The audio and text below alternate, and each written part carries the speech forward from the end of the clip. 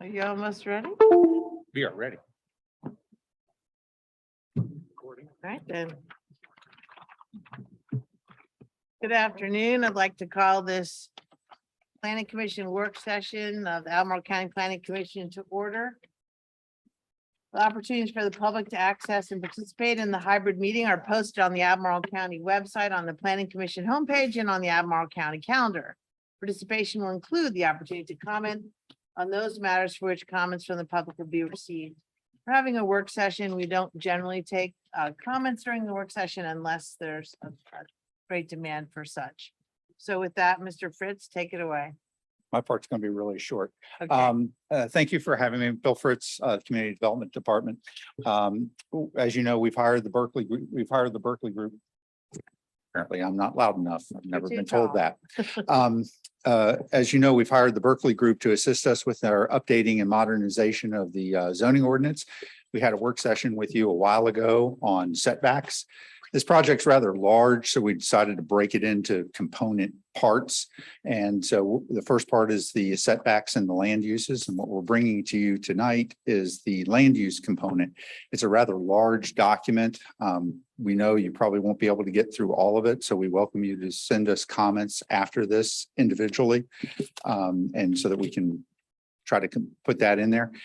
There were some parts of it that we simply didn't get to, and we won't be going over those, but the vast majority we did get to, and we welcome your comments. And with that, I'm going to turn it over to Rebecca, who is going to walk you through the presentation. She also has Chris with her, who I'm sure is going to help.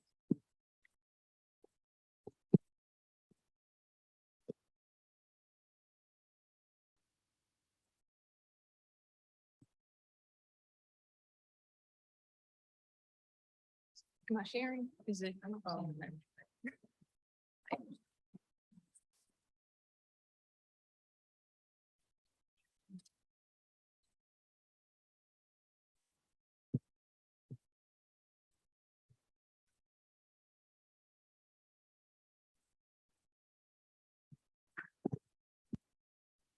Good afternoon. Good to be back with you.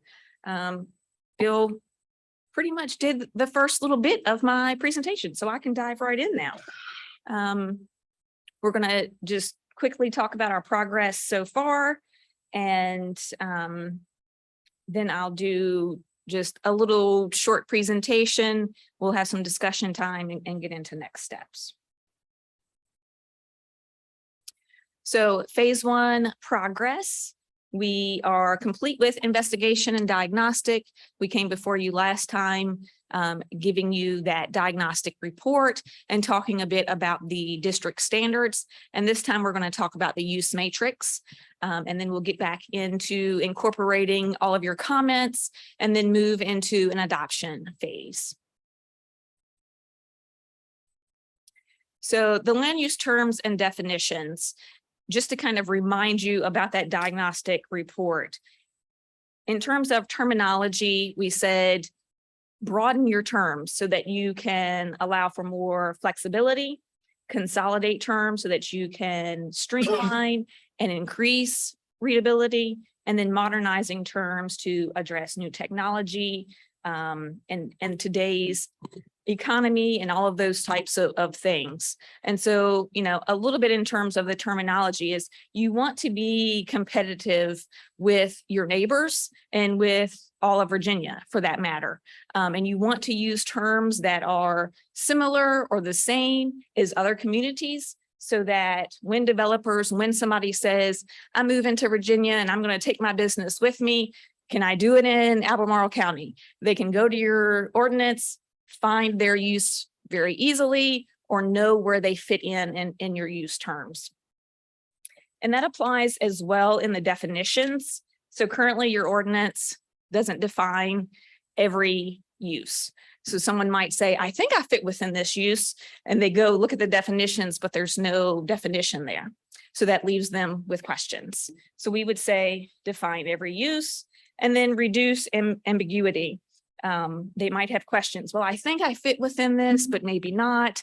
And especially when we are broadening terms and consolidating uses, we need to make sure we have strong definitions that are very clear about everything that's included within that use term.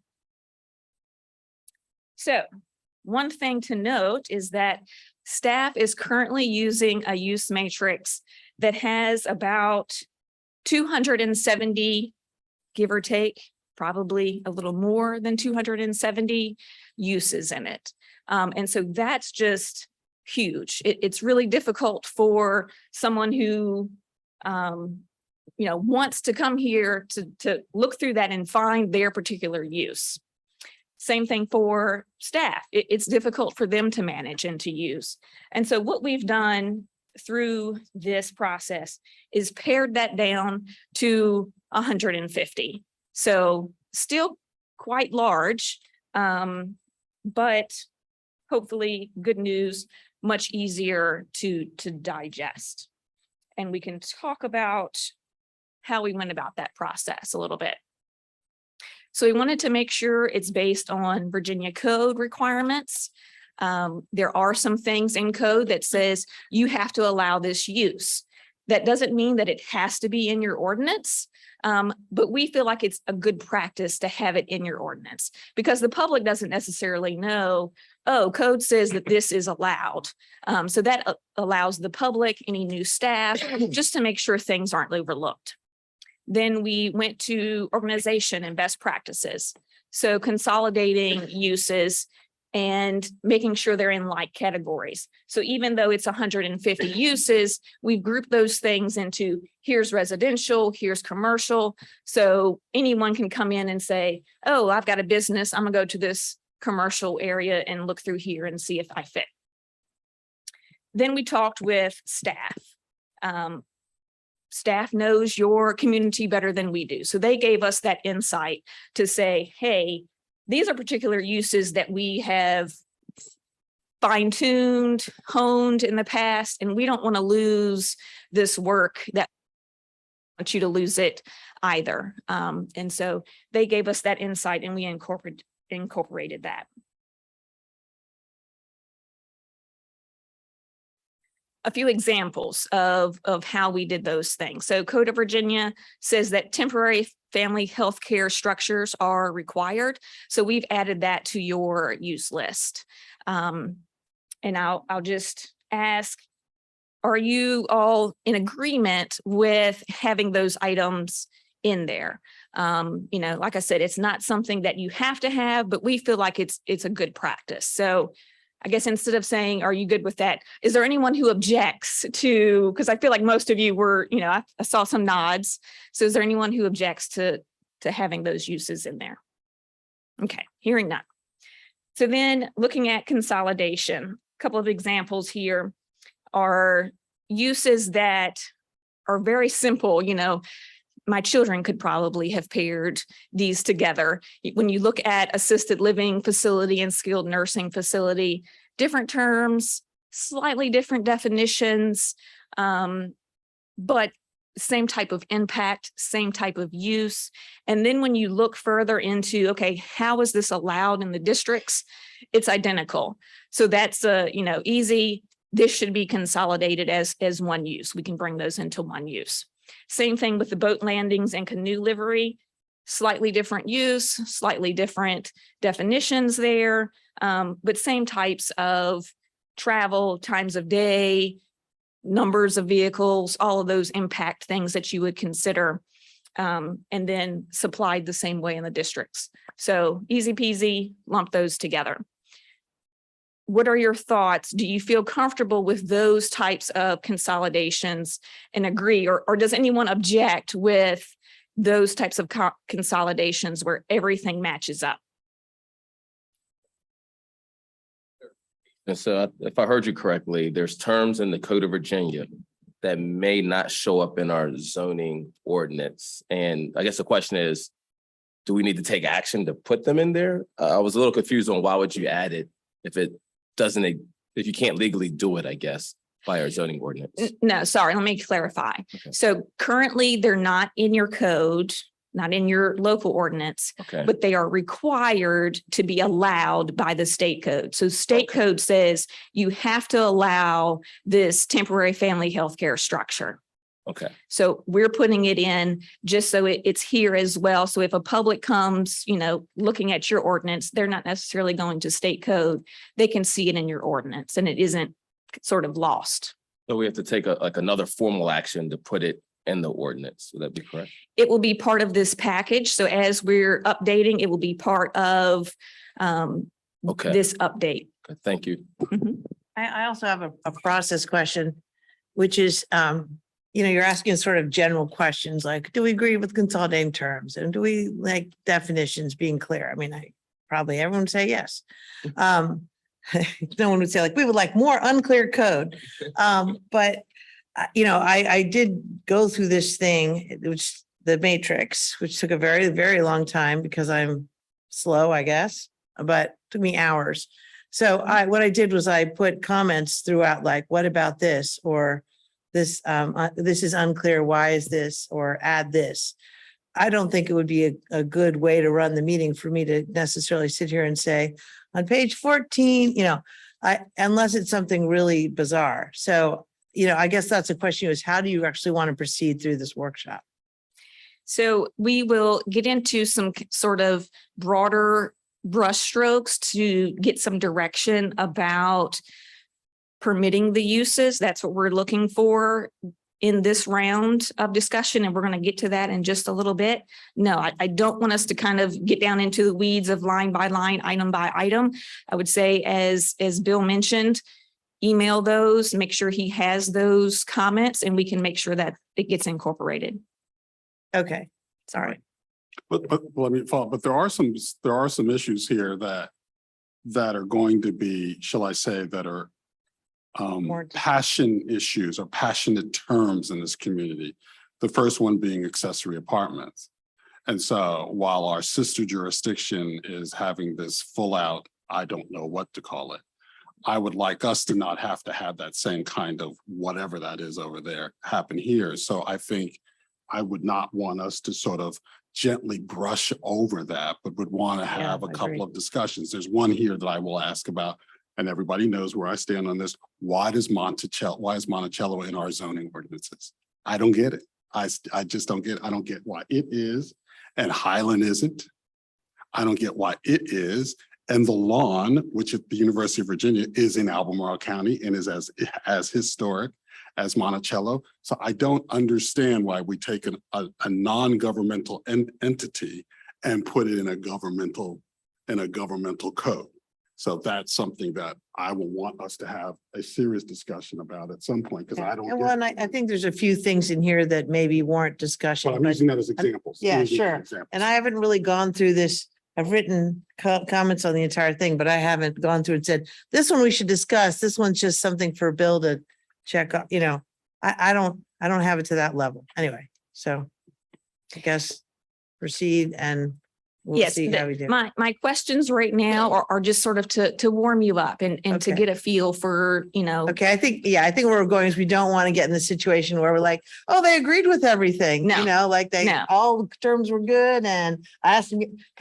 no, don't We worry. got misquoted in a recent work session, not that you all were at. I mean, And I just want to be very careful as what's clear is what the planning commission did or did not endorse. Sure. even looking at your example, it's not necessarily as clear cut as it seems. I see assisted living facility and I think about Innisfree Village where my wife works, which is a very different kind of assisted living facility that I wouldn't necessarily combine with what most people think of as a nursing facility.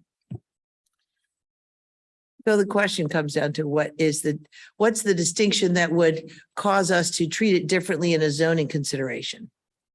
Like in other words, that's why she gave the example of boat landings, canoe livery, like people are coming and going, is there like one having more ambulances and 10 times more parking or, that's Well, where, Well, for comes up. example, one is something that would be appropriate for the center of Crozet, where we have, a nursing home in Crozet. Mhm. And the other one is in a rural area, because it's where the residents work on a farm and Mhm. it's a more agricultural nature. So they are very different in the way they're put together. I'm trying to wrap my head around that because But in that case, in that consideration, would one be a, let's see. Might one be a group home? I thought I saw something here about that, and then sort of looking at the definition. So let's not look at Yeah. the name, but then also be concerned about what the definition is. And is the definition broad enough to sort of encompass a multitude of functions on a tract of land? I think that's also what we're trying to do. So the whole idea that while this guides our work, if I'm understanding this correctly, this is really, this has the dual role of helping us to proceed when projects come before us, but it also has the role of being an external document when people look at, when entrepreneurs or corporations look at us to see whether or not they can do business here. And so what there's- category they fit in, because there's very, very urban assisted living facilities, and there are Right. ones that are more like with grounds where you would take a walk. And, but I have been in the position of trying to go through the code and can't find the use anywhere. And it's frustrating because you don't know what you're supposed to apply to the county and under what category. And in many ways, it's just an example of how complex something that may seem simple on Right. the surface of it really may not be that simple. There's others like Mission Home that fall in that same example in Albemarle Right. County. So I think making sure that we've appropriately captured all the existing uses in both the rural area and the urban area as we're looking at this process.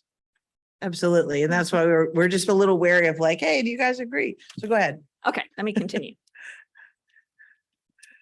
So also in terms of staff direction, we heard from staff that there are water concerns, so that you all have spent quite a bit of time, making sure that uses talk about what type of water they're using, how much their usage is, and that there's standards and limits based around that. And so they suggested that we continue to separate out uses that you all have already said with water, without water. And so we have carried that throughout gasoline station, restaurant, convenience store as examples of I mean, that. I want to sort of step back from it. The real reason that this is an issue is because the supervisors at one point said there'll be a certain level of services that are going to be expected in the rural part of the county versus the urban or underdeveloped part. So it's not necessarily that we're concerned about the function, but it's where does this function take place? Right. Given that there were decisions which were made about how we're going to provide or extend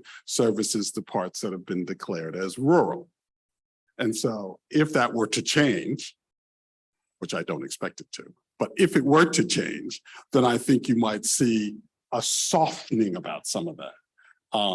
But I don't think that's going to be changing anytime soon. So I want to be clear that some of the things that we see are because supervisors, boards of supervisors have made decisions about how we're going to be as a jurisdiction and not about the function. Sure. And so I would say in keeping with that, we would keep this. And if that changes in the future, this is an easy tweak and an easy change to consolidate those and say where they're allowed. In the screen that you're showing there, I would also say that it's not just with and without public water, but the quantity of water use. There's some of the items that were consolidated that, for example, a golf course and a tennis court, they use very different amounts of water. And so I think that relevance of, how much water is being used and not just whether it has public water or not is very important. And so that's something that you would get into with the application when someone comes forward and they have that without public water. That would be the discussion and the standards that you would apply at that time. So this is just the naming of the use and not the details of the use. Not the regulations that go with it necessarily. Yes, but then it does get into what's allowed in what area. Right. But like you gave the golf course example, there are golf courses that get all their water from ponds on site and recycle their water and have integrated IPM, integrated pest management and all that blah, blah, blah. So they use very little water and they're not using any public water. So, Yeah, that's why, but at least they would know, like, I'm applying for a golf course. This is the bucket that I fit in. And this is the sort of the door through which I go to apply. That makes sense. Yeah, I guess as long as it doesn't affect the degree of the evaluation of staff of the proposal. No, we're not like making things that are going through by right. We're just saying what the definitions are. What is the thing? What is the thing? What is it? We're giving it. So, Yeah. continue.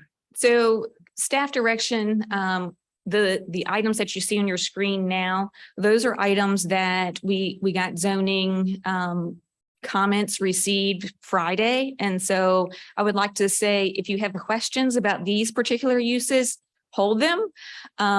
Just because staff provided comments and we need a little more time to digest those comments. We're probably going to meet with them next week to discuss those things. If you do have concerns about these items, I would say definitely email that to staff so that it can be part of our conversation next week with them. But I'm just not prepared this evening to discuss those items.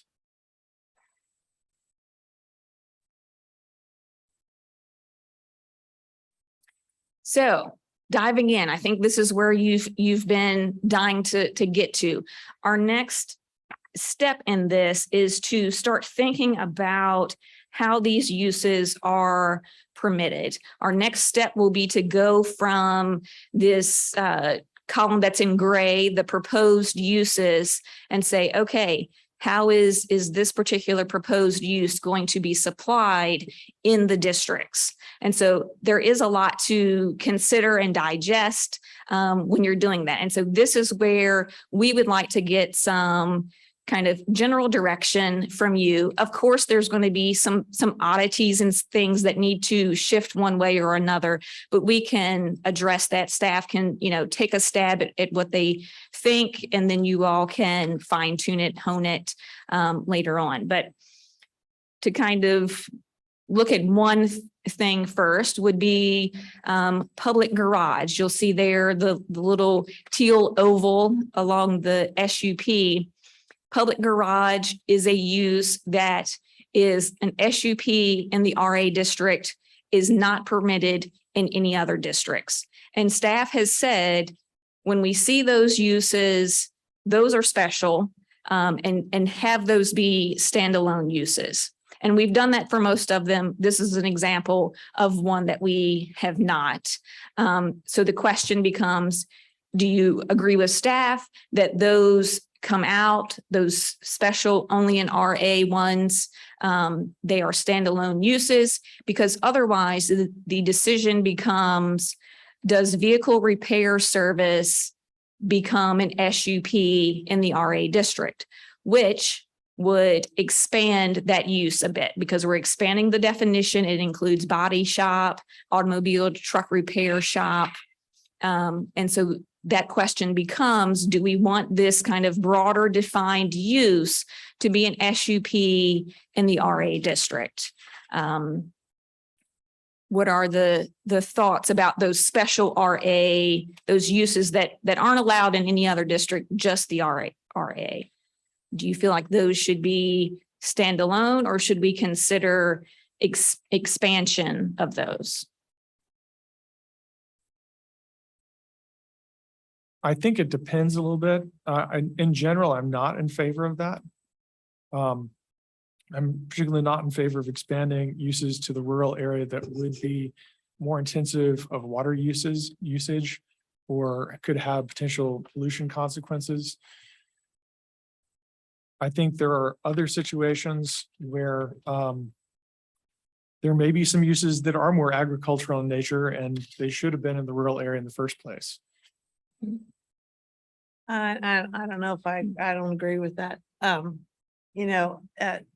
We need to have car repair in the rural area, Right. and we cannot be people like who have to drive 45 minutes to get an oil change each direction, adding more traffic and pollution on the way there. There are gas stations, we've had a few that didn't continue on, or not gas stations, excuse me, car repair. They didn't need a tremendous amount of public water. There was one in particular that we didn't get to that, I don't know why it never came forward, but it was using an existing VDOT public yard that had already been highly disturbed. Yeah. I don't know why didn't go on. But you know, that's, I guess I'm sure you said it really clearly, but I didn't understand what you said. Are you saying that you're asking if we broaden this to say it can be allowed in the rural area only by special use permit, or that or it doesn't need a special use permit? So there are options here. So when we go back and we do our drafting to create your sort of final use matrix, we're going to have this vehicle repair service, and it's going to say in each district how it is allowed. And so our decision would be, okay, we see one item that's being consolidated here in the RA is an SUP. So does that mean we're going to allow vehicle repair service as an SUP in the RA district? Does it mean vehicle repair service is not allowed in the RA district, that we're going to kind of hone that down? If it's allowed by special use permit, you can always turn things down, right? So if a body shop comes forward and you say, you know, Yeah, it's not appropriate in that location because blah, blah, blah, or it's right, too intense, or right. it's too many. you If know. I understand your exercise, let me just Yeah, I'm brief trying the to help us, exercise Daniel. you're asking us here too. There's two things. I know we focused and it feels like it got a little bit between like rural and development area, but the reality is we have a number of different districts represented on this sheet. Some of them have authorized uses as we consolidate. Some of them are not mentioned, as you pointed out, with automobile, truck repair versus public garage and that. But then in other places, which like if you go to C1 and look at the top one of commercial indoor, where some of them are permitted and some are special use permits, and they're of different levels of use. And so the exercise that you're asking us is, if we do this consolidation, what are some rules of thumb that you might be able to apply to do that consolidation where we have conflicts between the allowable current designation? Is that what you're asking us is to Yes, try to help thank you you. develop some Perfectly. rules of thumb? Yes, Or perfectly. Yeah. Some rules of thumb to, you know, do we want to, and maybe it gets a little easier if we're talking about the other one there, the indoor athletic Well, let's facilities. not leave the garage for a second. So Okay. I think that buy an SUP in the rural area is appropriate. That's my opinion. That's not necessarily everyone's opinion. I see some other nods. Is there anyone who disagrees? Well, no, I want I have a to. question. It means they cannot do it by right. They have to still come through. We can still deny it because of the location being inappropriate, the use too The- intense, whatnot. Yeah, and the point she's pointing out here though is because automobile, truck repair shops and body shops at this point are not allowable at all. They're not addressed, so they're not even considered. So. We're oh, saying we okay, so would, the by whole broadening the circle- definition for the Yeah. SUP, we now are saying that those other things would be considered and it could be brought forth. I would say yes. I'm not necessarily disagreeing with that. I'm Yeah. just saying that's what they're. Yeah, no, I know. I Yeah. I Is if- appreciate that. You know, and I- rule of thumb is if it isn't addressed and they consolidate this, should they, if it's not addressed, should they apply whatever the like SUP is, you know? There across all of them and. Right. And maybe I would say that that's hard to do, but I would say you would do it. And then flag where that happens, where it was once not. You know, it was not authorized and now we're saying it's going to be authorized. So we can kind of go through them and see what the implications would be of authorizing these things through the consolidation and have that thought exercise. Okay, I can answer a direct question if you ask me a direct. I just have question. one thing to add to that train of thought, which is really helpful because I think for me, what I'm missing, unless that's obvious and I am missing it, is sort of that current state of affairs, right? So we're taking three groups here as an example, and we're consolidating it into one. Yes. But we're not seeing, I mean, we could reference it, we could go back and look at it, but I don't think we're seeing what the current process is in an RA for body shop, for example, just picking that out. So So body shop currently in an RA is not permitted. Has no. So let- these are If, the- if it's these a are the blank current- box, that means it is Correct. not allowed. okay, so these are current. What you're underlying. seeing, what you're Yes. seeing on the chart is the what it is right now. Got it. And the only thing that's changed on this chart is what's in gray with the proposed use. So it's just showing what's being Got consolidated so that you can see that there is some stuff that isn't lining up. And so I do like Commissioner Bailey's suggestion of maybe when we have these things that are kind of an outlier where majority of them are different than one and we're changing them all because of one or two, maybe those are the things we need to flag to come back to say, you know, should we now allow this one in a different way, or should we make them all jump in that basket too? Well, there was a few things in the, excuse me, in the definition chart, for example, that I said, I think this thing is too different. Yep. I think it was like laundromat or something, where lots of people are coming, going with their laundry all day versus something else, dry cleaner. I can't remember what it was anyway. But there's a few things like that where I think maybe we've overlumped. Okay. You know, and for this, for the parking, for the public garage, or let's say for the automobile truck, because I assume that would also be an SUP, the truck repair shops. So I think we're fooling ourselves if we don't believe that those actions are that those businesses are already taking place in the rural area. You know, there is a reality that every single thing there, which is not being listed, is taking place in the rural part of our county right now. And it's sort of being done without any oversight from the zoning, And so I would I would prefer that those activities are at least on the county's radar, as opposed to the way they're being done. I think that point about existing non-conforming uses is very good, and it would be nice to see some information about that when some of these come up. I mean, But we don't know that. But really, the way we operate. Yeah, he's talking less about non-conforming than unknown or Yeah, undocumented. Yeah, because the only way we get that information now is if somebody complains. And so the way our community tends to work is that they tend to complain if they can go to the ordinance and see something and then say, Julian Bivens' property is out of compliance. But they won't do it if they can't see it. That's what if you follow the zoning, that's how we work. We work by complaints. We don't work by investigation without complaints. so I was looking up the definitions here on the crosswalk of automobile truck repair shops, body shop, and public garage. And there was no existing definition for automobile truck repair shops, just the other two. And I'm having trouble seeing the difference between those two. And that's precisely why when we look at it, we Put 'em say, together. Yeah. this makes sense to put Yeah. together. Yeah, I think you asked the original question, like, one, you're not asking that we're not giving the carte blanche. Yes, I mean, as Commissioner Firehawk has already stated, but there are a lot of ones that make sense, right? Like indoor, commercial, recreational, like some of those things make sense to me to try to consolidate. So there's not 75 different, well, you know, how does a pickleball court differ from a tennis court? We don't have addressed pickleball. You know, those type of things. That makes sense. I think the reality, like you said, is, and I don't know which way to go, because this document that you're asking us to look at now is linked to the previous one in definitions to know where it's broad or not. And I don't know if it feels chicken and eggish in some ways. I know it's a way to say it, but you know, the other thing that you put is like, and then you have the added dimension of rural versus our urban rings or development areas, and what makes sense there. And I think you're pointing to like the commercial indoor recreation amusement. You flag where there's like none of the others addressed, but I think we have the same issue that you're trying to drive in as you go one column to the left of that. Right. It's like some are permitted and others are special use permit. Which one do we adopt there?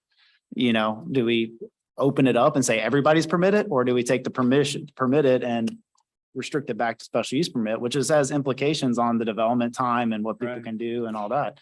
And I would say that's exactly where we're looking for, you know, some guidance of when we're making these consolidations as our next steps. You know, what is your temperature in terms of expansion? You know, in thinking about the commercial districts, the industrial districts, even the PUDs, you know, is the temperature that you want more economic development, you want to allow more uses. And so where there's SUP, sure, expand that SUP. Where there's a permitted use and then others are SUP, we want to open that up and make that permitted uses, what is the temperature of the I group think- for that? I mean, one thing that strikes out to me, and this is, I know asking for more here, but being a data guy,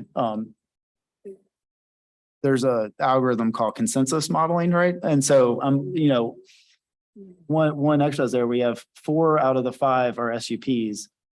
Doesn't make sense to make the other one SUP too, because it is versus like if all of them and, or if it's more split, and I know this is a 5-class consolidation. If 3 out of the 5 are SUPs and 2 are permitted, that's probably something you need to talk about because it also flags to me like, do those 5 things actually belong together? Are they really 2? Or 3 of them should be in a class and the other 2 that were permitted should be in their own class?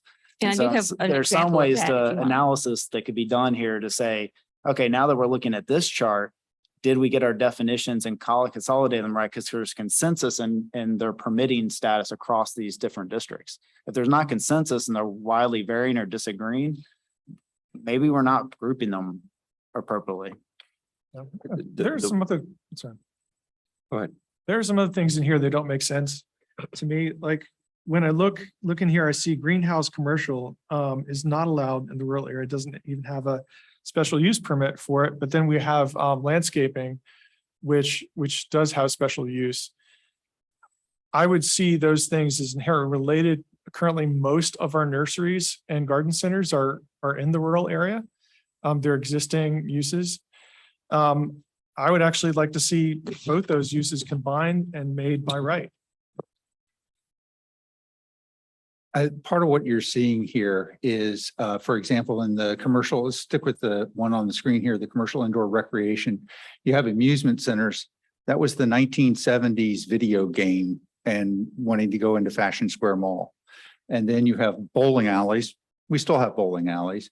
You have dance halls, which we don't really have any longer, and are regulated. Thing, And are regulated through the state code in a very strange way. And you have pool halls, which you don't have anymore. So we have some of these uses where it was a very particular archaic thing that came in. It may not exist anymore. And then there was an acceptance of it when indoor athletic facility came in and it was made by right because that was adopted at a much later date. So we have these things and Commissioner Murray, you were speaking to the difference between the commercial greenhouse and the landscaping business. We also have a case, we have multiple cases where the ordinance, one person came forward to the Board of Supervisors for a particular use on a particular property and the board considered it and said, yeah, I think that's, that's something we should add to the ordinance. But at the time they were doing it, they were thinking one thing at a time and time has gone by and now we have these uses and that's why we're trying to consolidate them. So some of these are going to be archaic terms and some of these are going to be very specific uses. So we'll have to take that into consideration. I think Commissioner Murray, Commissioner Bailey, you were talking about, using the ranking and we'll have to take that in consideration also. I just wanted to point out some of those old uses. we have 20 minutes left and I'm trying to understand in the next 20 minutes how we have a productive input and wrestle through the ones that people will have concern about combining versus not.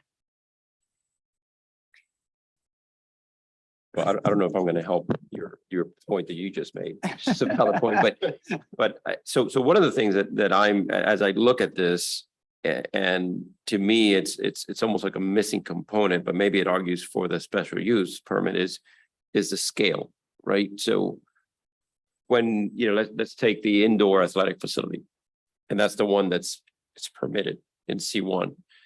And maybe this goes to Commissioner Bailey's point. It may be fine, depending on the scale and that particular parcel. It may be that, an indoor, that is could widely range, right? In terms of the amount of traffic that's going into that particular area. If it's by right, then it's by right, regardless of the scale. That's right. But it may not be appropriate because of what the amount of traffic that it would impose on a particular neighborhood. So that's the piece that to me it's almost missing is what is the scale of these? The same thing in the rural areas, right? A lot of these, to Commissioner Bivens' point, it's already happening in the rural areas. So how do we acknowledge that? and not ignore them by saying, well, none of they're non-conformant. Pretty much everything is non-conformant. Well, according to the, pretty much everything is, right? Yeah, So, an example I was thinking of along those lines was like like an athletic facility, like a gym. But there are also people teaching yoga classes to 10 people in a room that's not that big and a very, very low impact. And, so that shouldn't be, that should almost be its own thing. But it seemed like it, so I wrote a lot about that. Like, what about this type of use? Where does that go? I didn't really know where landscaping, if you just have a small landscaping business, how did that fit in? Yeah, there were still things that are actually going on, like Julian said, or Mr. Bivens. Yes, my buddy Julian here, that, we don't have anything referencing them. yeah, to me, a lot of it has to do with the scale issue. Yeah, Because right. because And- you and- can permit and you could even say maybe by right is even fine, but how do you define that scale? I don't know if there's a good precedent for that somewhere. One way to deal with that, which I've dealt with in other localities, and I'm sure our consultants have as well, is rather than always go to a special use permit, which if you look at this, we certainly have a lot of special use permits, more. I Right, would say we, and y'all know, we've been doing it for years. We have a lot of special use permits. So what you actually can apply are performance standards so that you have different requirements, a certain, a square footage triggers this, or these type of use, a number of users or vehicles, things like that, that can then trigger your design so that it can be a by right use and you have some protection. That, as you were saying, Commissioner Murray, there's a difference in where it is in the scale of the use. And so you put some performance standards in there that the proposed use has to meet if they're in a certain area or if they're of a certain intensity. And that can be locked into the zoning ordinance versus having to recondition it every single time. And I would add to that, in addition to those use standards, if you're wanting to be more open to businesses, to make it easier for people to locate here, to have their business, to expand a business that they have to new things, then consider reducing your number of special use permits, opening things up in your commercial districts to a permitted use, have those use standards, but also you're working on your comprehensive plan. Put things in your comprehensive plan that talk about those areas, those districts, and explain, here's kind of our limits. Here's what we're looking for here, so that when an application comes in, you can say, no, it doesn't fit. yeah, I mean, we within did that with area. drive-through windows already. They used to have to come forward and ask if McDonald's could have a drive-through window. That's stupid. Well, But Mr. Fritz, were you going to help us with the process? She read my mind. okay. Is we've already had some conversations about how to put things into the comprehensive plan. So if you allow a use by special use permit, let's talk about the vehicle repair. You put it in the comprehensive plan and you put into the comprehensive plan what you envision for a vehicle repair that might be in the rural area. So that when you get that special use permit that comes in, you have some guidance to help make that special use permit decision. So we've already started that work also. And I think for the rural area in particular, that could work for a lot of these uses where you limit a size, say it's appropriate if it's X square footage or however that's defined. That the body shop there's a couple that have environmental impact issues that that to me, that's not limited to a size. So function. It's really the function, and then and there may be some areas that may be close to a stream that, who knows what it is, that you may still want special use permit on certain functions that could have environmental impacts beyond, just driving a car over. Yeah. But like, I'll give an example, like, I think your statement about like, we want to make it easier to have business. I mean, that's more like a board of supervisors state, like kind of distinction, I'll just say. But like camping is an example. Like camping, what is camping? We've had applications for camping that are like, with tennis courts and pools and, event halls that make me wonder if they're really a wedding venue that's going to have a few campers at it. So there's camping and there's camping, and we can't just, so that's where I feel like we need to know the scale and how many structures, and I wouldn't be comfortable just saying like camping, it's by right. But sort of as a complement to that. So I think what you're speaking about is this new industry called glamping. Yeah. Okay, so let's just, so let's, that's really what we're seeing. We're seeing something that was a more rugged activity. Right. Taking on Some tents and right, one outhouse. platforms yeah, and right. all, and dance halls and Sage. And so, Thank you, COVID. so the other thing is that we're also seeing that and we're in this bit of a pickle because wineries, which used to be a place that, was a place that created extraordinary wines, and is now, because of the business model, or because I don't know why, but it's now sort of morphed into these other things, so these other parts of their business. But the essence of a winery, lo these many years ago, was a place that people sort of dealt with, the earth and the sun and grapes. And that magic combination. No, that magic combination that happens when it's all right. Well, yeah, what you're saying is like, and there was 10 picnic tables and maybe a little Even if it- tasting right, bar, yeah, but now right. there's one, there's There's an wedding industry, tents and there's a There's an whole industry that goes thing on. and yeah. And so part of it, I think, I'm thankful for Bill on this, because I think a number of the exceptions that we see are because of handshakes that took place in the 70s and the 80s. And we're trying to apply a disimpassioned logic to it today, that they weren't established that way. Where we were much more of an intimate business relationships took place not that far ago, not that long ago. And so trying to strip some of that out and apply sort of just a calculated or a dispassionate sort of analysis to it is helpful when you have somebody like Bill who can say, no, that piece right there happened because this one person came here. They said, Right. everybody said yes to it. And then all of a sudden it's in our code.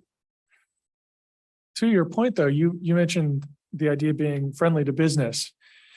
And, one area of opportunity that I've seen is in the rural area, you often have agricultural uses that are supportive.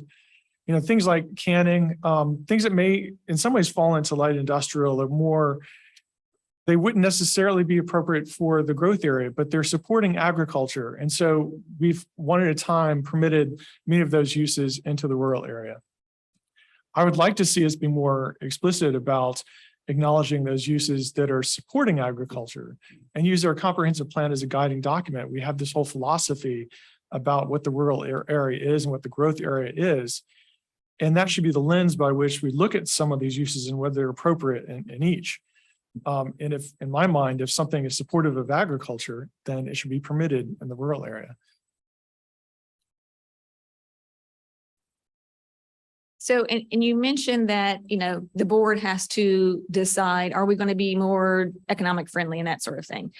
But this use matrix has to pass through you all first. And we need the direction of how do we begin to strike through and allow these uses? So I guess what I need from you in the next 10-ish minutes is to know, do you want myself and staff to work together and sort of look at these uses, and when it makes sense to broaden it in commercial and industrial uses, because overall you feel like the board would want to open that up and you feel comfortable that if it's opened up, we could have use performance standards to tighten any concerns or impacts, then give us that go ahead to make that type of move is what I'm looking for. Do you Well, want to say Right. yes to more permitted uses and yes to more expansion of the special use permits if it's, I think we just get, like you said, we only have 2 minutes. In that 10 minutes, we can probably just give you some parameters to look at. One that we've already talked about would be the amount of visitors coming, for that use and the frequency and volume. Another thing I'll just throw out that struck me was when you were talking about community facilities, there was a written description that sounded more like something that was internal to a subdivision, but the title of it sounded like it was open to the public. So, I think we need to be careful with what's an interior facility that is not really a community facility. I think about that as like, I can go there. related to that particular use, you do have sort of a hodgepodge of a lot of different things, some that are public, it's in a community, but it's not necessarily private. The larger community can attend. And so, yes, that's a tricky one that we will need to sort of work through and fine tune. I think, I mean, not that you're, so you brought up a couple of things here, and one that we've just determined is like, it'd be great to have somebody have a draft of the performance standards that we just cursory kind of said about environmental scale size that we could look at to apply. I think one thing that's challenging with this is we get thrown these big documents like this, which have a lot of things, and we don't have a necessarily common framework by which to discuss how we're assessing them until Right. this That's what meeting. we need. And so we need a common framework. And it sounded like, you know, Mr. Fritz had some with like, what's legacy? And this is dance hall, and like have an L beside, like have some type of ontology and framework by which we can break this down and decide. And I think when the part you put up, I think this is a great use case. It'd be great to see this prior to try to talk through it and have some suggested rules or considerations. Because like, you know, I look at this, but I even look at manufacturing heavy in here. And that's really hard, because if you look at that, like half of them are special use permits, half of them are permitted in heavy industrial and light industrial. All of them are special use, some of them not mentioned. Like that has environmental impacts, and those are the edge cases where I think if we have those called out, and because we have a decision framework, then we can probably move forward and like not spend forever wordsmithing some of the more straightforward ones, I guess. But like these ones have real impact, like manufacturing heavy has real impact environmentally and on the development of our county. And those are the ones that, you know, it's hard to take this big without the decision. So I guess it's kind of throwing it back to you all, like, can we start to have a way to create a decision framework that can be socialized with us and we understand, so that we can be more productive in the feedback? Yeah, and I mean, I would Exactly. I would echo that. I think the best feedback that we can give you is we need to create a way that we can quantify what is an acceptable level of impact to a particular site, a particular, you know, so if it's a C1 or like I said, so yeah, the heavy manufacturing, I mean, that's something that's so varied depending on what you're doing and the level of impact it can have in an area. So if we can have the parameters up to this point is permitted, it's a C, and then anything beyond that certain level, it's where the special use permit comes in. But to me, that's the easiest way of getting rid of all those SUPs that you have in that board.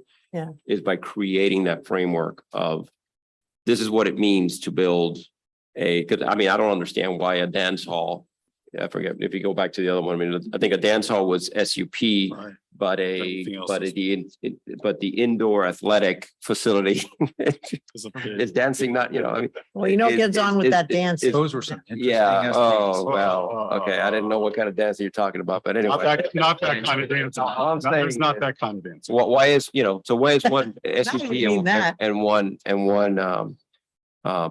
permitted, so, you know, by right. So I think it's just having those parameters, and if we Yeah, I can mean, get to it. I assume and I hope, and I have another comment like that we would have another session where we could have these parameters and then go back to it. So an example of that would be laundromat is in the same bucket as you're saying as florist.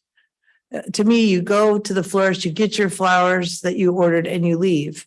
A laundromat, I go sit there for hours and hours with all my other friends who are unfortunate enough not to have their own laundry at home, and sit there and do your laundry, you know, so there's a different kind of use. I don't know. So one's more intense, the other is a minor example, but And so I would, you know, if you'll give us the go ahead to kind of make those, I think we've heard a bit about, you know, yes, we want to be a little more open, and there are some easy sorts of decisions to make, and that you want to highlight the more difficult ones. And so there are still quite a few of difficult ones, and I'm afraid that we don't have enough time to work through each difficult one, even if we have example use standards, even if we have all of the parameters and those types of things. But if you could email staff some of your concerns and some of those specific items, then we can see where everyone sort of lines up and where we also line up and bring those back for direct Yeah. discussion. I mean, I have marked up the definition document. I just sent it to Bill. I don't know Okay. if you got it.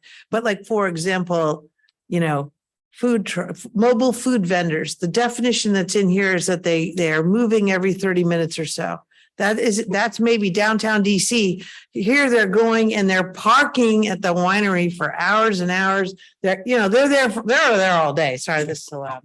Commissioner Firehawk. So it's not the same thing. Yeah. I wanted to feed on what all of you have been saying and Okay. what Rebecca has been saying also, and try to summarize what I've heard and what I think your guidance to us is. Please. There's a general agreement to combine, and there are plenty of them. So if I can go through them all first. General agreement to combine and define.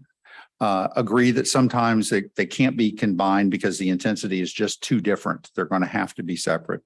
Agree that old things need to be updated.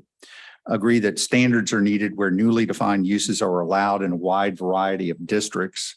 And agree that guidance is needed when newly defined use is allowed by SP to guide the review of the SP. And agree that each commissioner will send their comments to staff so that we can work on them. That's what we've heard, that basically what we're doing is we're heading in the right direction. We wanted to make sure we were going down the right path before you said, nope, turn around, go back the other way. And we're hearing this seems to be the right path. I mean, Okay. As an Those- organizational principle, I'd also like to see the rural uses are sort of scattered throughout this document. I'd like to see the more predominantly rural uses put together in the same section. I think. it would be- Can I ask you, so I'm going to do this now in this environment. So I get where you're coming from, but from a county, we are the collection of all those uses. And so I hope I'm just sort of jumping to the gun and being really sensitive to this. But I would ask us not to separate out the rural uses as a specific entity, but for us to look at this as how does this work across all of the various land types that we have in Albemarle County? And I get where you, so let me finish. Because the last thing I want to start to do here is to have conversations that are parochial about where we live. Because all of us live in blended communities. We live in both developed areas and rural areas. And so that's why all of us can bring a sensitivity to how anything we do here has an impact on the varied places that we live. And I will also go one step farther and say, and I'm sure I'll get sort of knocked about here. I appreciate that 95% of the land mass in Albemarle County is rural, but only 4% of that is agricultural. The rest of it is in other activities, but are not in agribusinesses. So before we take a lot of time, and I'm sure people will give me the number that if that's not the accurate number, but I'm sure that the number would, but the majority of our rural land is not engaged in agricultural businesses at this point. It was at one point, that's what we purely were. So I'm going to ask us to be more judicious as we ask things to be cut up, because all of us, everyone over here sits on both a rural and a development area, and I don't want it to feel as if we're only leaning in one direction. yeah, I mean, I would like to see services available in the rural area. But and also for smaller businesses to exist. We sat in this room. This is before some of your tenures, and we had an 1.5-hour hearing about a woman who just wanted to paint in her outbuilding. That was a historic outbuilding that was part of the original house that had divided the entire subdivision that now surrounded her. And people testified, why did 3 times a year, 2 people come to look at her paintings? And the traffic and, oh my, the world is ending. And I'm thinking, you have people across the street have teenagers with 4 cars in the driveway. And you don't want this woman to quietly, and they were concerned if she would paint outside sometimes.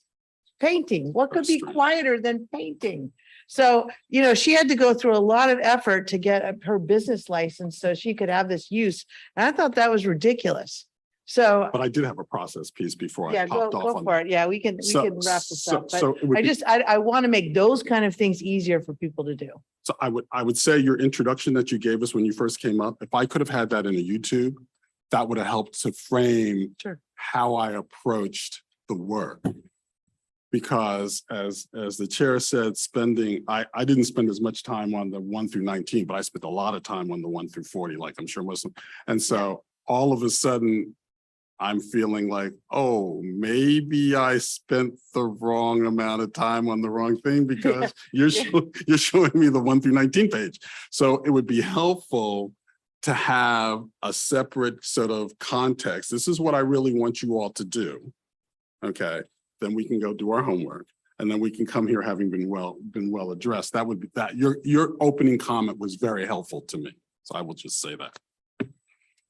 And we still want your comments on definitions and the combining of uses. If you feel like there are uses that really don't fit together, let us know that. Or if there's a definition that you feel like doesn't make sense or, whatever the case may be, let staff know that and we will continue to fine tune those items.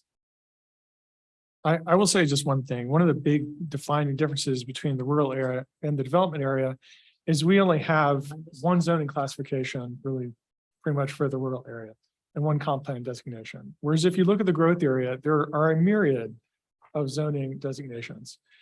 That means that what we allow in the rural area, there's less planning that goes on about where it goes and what happens to it. And that's one of the reasons I think it's very relevant to consider it differently. And maybe also considering, maybe we do need some more different comp plan designations for a rural area. I will suggest to come back to that. I will say that at one point, there's an intentionality about why there is less development in the rural area that predates all of us. And it's simple, to the extent that looking at some of I think it was the first comp plan was in the 80s or was it in the 70s? 76. 76. If you look at some of the legislative history around there was an intentional decision to be looser in the rural part of our community. To have less boundaries, to have fewer boundaries, to have fewer constrictions. So I agree with you. I think perhaps this is an appropriate time to look at having some additional area, Yeah. have some additional zoning in the rural area. I would actually look forward to that. I think that would be an appropriate thing to bring a bit more context to what can occur in the rural area as opposed to what history has shown us. A lot of localities have agricultural zoning and it's odd that we don't. Mhm. I agree. So I think our vice chair wants to make a comment and then we'll just kind of wrap this for next step. That sounds good. Just a comment regarding the analysis. As you look at the existing uses, you may find it helpful to have like a gentle coordination with the building code, for example, with fire safety. And so like there's some uses that simply require a fire sprinkler system. And you don't necessarily want to preclude that from the rural area, but just know that there's going to be different hurdles, right? If there's not public water out there, as you do your analysis. So it's something that's kind of thought of. I was looking at these uses like a public garage. I'm not sure, I haven't looked in the building code, but I've seen sprinkler garages, right? Yeah. And so that could be problematic in a sense if we weren't aware of that in a rural area. So just something taken into consideration as you move forward. Thank you. And just for fun, I'll add the very last comment. I couldn't find where you could do planning. Home occupation, that's me. No, I don't mean in the rural area. I mean, it's like you can fabricate things, you Yes, can, yeah. there's no planning as Office a, general. Yeah, office general. yeah. Yep. Well, I want planning in there. Anyway, You don't want planning there? no, I do Oh, want. you want planning there? I don't Okay. find planning as an activity. All right, so next steps, I'll send you whatever we've marked up, if that's easy enough to do. You guys will look at those Send it to me. comments. I sent it to you, okay, But you want us to. to send it To Bill. And then you will go through all that. you guys will talk. We'll And you'll- figure it out and we'll be back to you. You will be come back and you have specific instructions. We'll have I think the next meeting will be much more detailed, much more focused. Commissioner Bivens said before, it'd be nice to have this ahead of time. For this, we just didn't have that opportunity. This might be the one where, okay, yes, we can give you that lead time to do that because it might be more detailed. Yeah, I think we need a lot of time. I felt like it But was a anyway, red screen. so there's some things you guys could definitely fix between now we're and aware. next time. Damn, and I- worked this hard. I'll- I can send my comments I wrote to the rest of you and you can just look at them. We just don't want to have a public meeting offline. Nope. Okay, so thank you very much. And we will figure it out. Thank you for your Thank you very feedback. much. All right, so for now, I'm gonna call this workshop or work session into adjournment until 6 o'clock when we return for our regularly Not scheduled 6:05. 6:01. That clock, by the way, is